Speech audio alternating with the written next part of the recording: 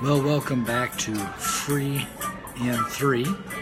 This is Joe Whitchurch, and I'm coming to you today from Faith West in West Lafayette.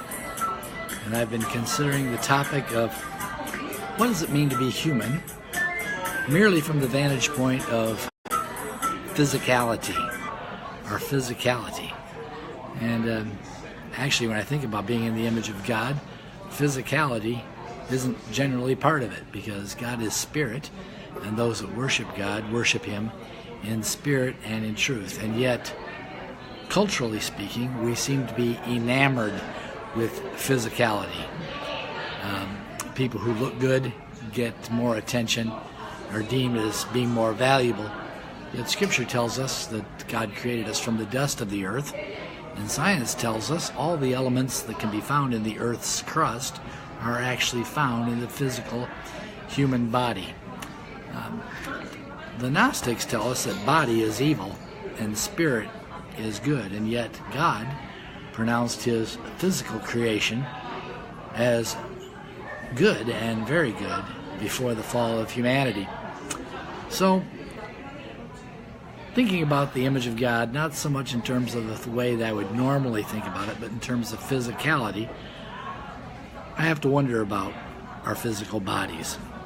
C.S. Lewis, in his book, The Screwtape Letters, has Screwtape, who is a demon, referring to humans as a hybrid of animal and spirit. And of course, the fallen angel Screwtape values the spirit and undervalues the body. And we can see how Gnosticism, therefore, is quite a demonic idea, contra the fact that God's creation originally was quite good.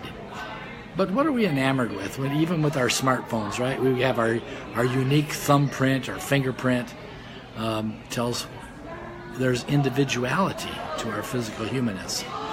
Or what about the retina scan? Or what's the great big rage now with the new iPhone update? It's face recognition software. Obviously, the science that can get you convicted of a crime if found at a scene in a wrong way is our complex and unique human DNA. So it seems like even in our physicality, there's more than meets the eye to human uniqueness. And I think thinking on these things actually gets us caught up with the 2,000-year-old psalmist who in Psalm 139 describes human beings as fearfully and wonderfully made, knit together even in our mother's womb, with an intrinsic value. Even though Psalm 51 says we're conceived in sin after the fall, this is why the virgin birth of Jesus is so important, and yet there is an intrinsic awe and wonder to what does it mean to be human.